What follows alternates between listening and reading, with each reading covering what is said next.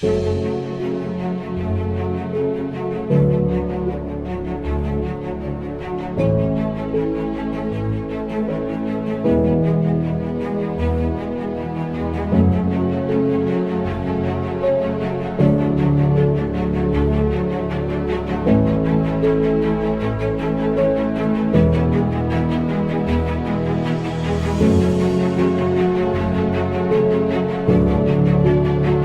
United States is not the land of the free and the home of the brave. It is the land of the fee and the home of the slave.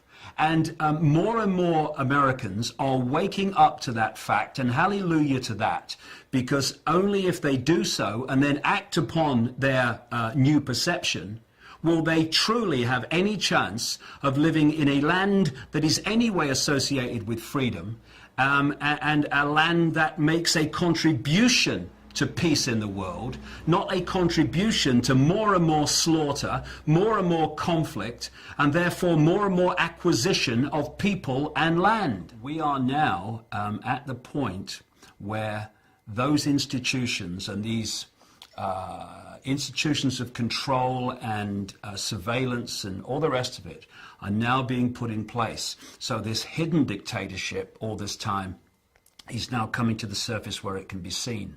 And this gives us an opportunity for people to actually start to do something about what's happening. Because instead of being some far off sometime over the rainbow, it might come sometime, it's now in our face. The police state is staring us in the eye. And it's getting more and more imposed upon us and more imposed on society every day. More and more people are waking up faster and faster and faster. Now, there's a reason for this, which we can discuss at another time. It's to do with an energetic change, which is affecting the way people see the world and see themselves, and it's been predicted a very long time. And the elite are trying, in simple terms, to put the lid upon that awakening. He asked me to get back in my car, and I again said, "Show me the tape, please show me the tape." He asked me to get back in the car, and then he pulled out his taser and said I was under arrest. I said, "Don't do this in front of my kids." I got back in the car, and he said he wanted me back out of the car now. And I said, "Why am I under arrest? I've done nothing wrong. I wasn't speeding. I wasn't on my cell phone." He then yanked me out of the car and wanted me to go down, put my hands or lie. Pulled his taser out, and the first shot jolted me, and I was trying to get back in the car again because I was scared. And then he yanked me away again, and that's when he tased me, and I went down on the ground. It felt like it was it was an electrical shock going through you, and I had no control over anything. And he's still trying to get me down to the ground, but I was still being electrified. I'm sick of this, and I'll tell you why I'm sick of it. Because while these pathetic, naive people, despite all the evidence before them, are looking the other way, "Oh no, it's just paranoia," while they're doing that, they are allowing these people to impose their will on my children, on my life, and I'm not having it. And if people would just engage a few more brain cells, open the eyes and look, they will see the scale of fascism, no other word for it, that we are being subjected to today. And if you don't wake up and you go on looking the other way, well, the fascism just gets more, and eventually it'll dawn on you, and by then it will be too late. Don't look to me for sympathy when it happens, mate, because you got your chance now. And if they, the people sitting on their backsides and sitting on their hands and looking the other way now, don't join with those who are challenging this gathering police state, then those who are challenging it now, who've understood what's happening and the methods used to impose it, they are going to be not with us when the knock comes on their door. Oh, I've just had a knock on the door. What do I do? Go down the concentration camp, mate. There's loads of people there who were telling you years ago that this was coming. You were watching the soap at the time, remember? It's unbelievable that people can be so blind when now it is so close to their eyes. To those who remain, by order of the City of Pittsburgh Chief of Police, I hereby declare this to be an unlawful assembly. I order all those assembled to immediately disperse. You must leave the immediate vicinity. If you do not disperse, you may be arrested and or subject to other police action.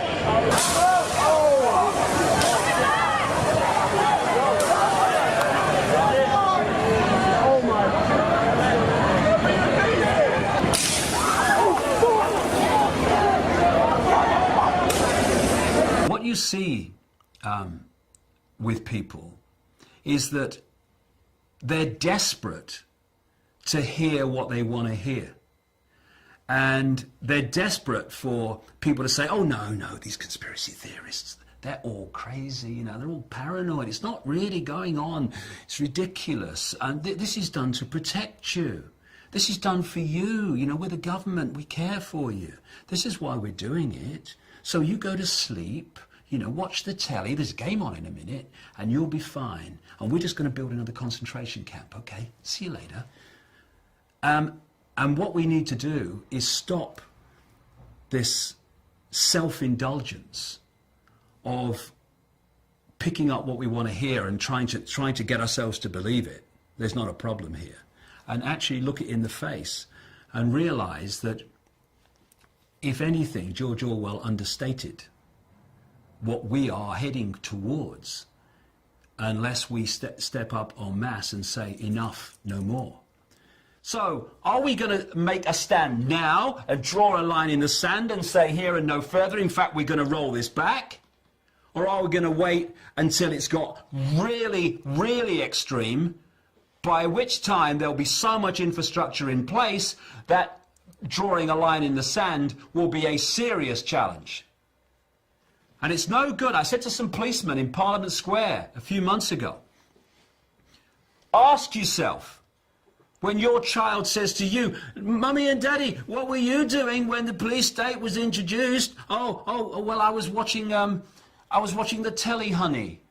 Or in the policeman's case, I was helping to introduce it, dear.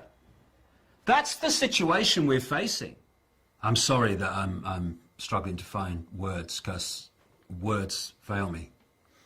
The idea that governments, with their record, have the interests of the people at heart. Anyone who believes that is basically a lost cause in terms of understanding what's happening in the world. And I'll just leave them to get on with it. And when the knock comes on their door, don't call me. If people don't like it, well, they just have to do the other thing, because this is how it is. And we either face it now, or we face it a little bit further along the road, when if we think it's not very good now, it'll be a bloody nightmare by then. It's time to lift the arse off the sofa and bring an end to this nonsense, because otherwise we're just building our own prison cell or sitting around while someone does it. Is that sensible? I think not.